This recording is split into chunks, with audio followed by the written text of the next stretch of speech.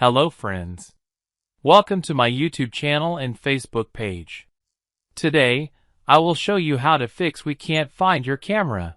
The error code 0xA00F4244.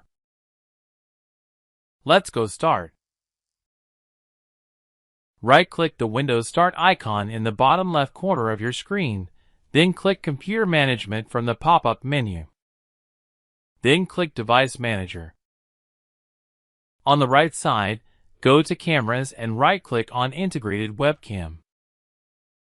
Then click Enable Device and Update Driver from the pop-up menu.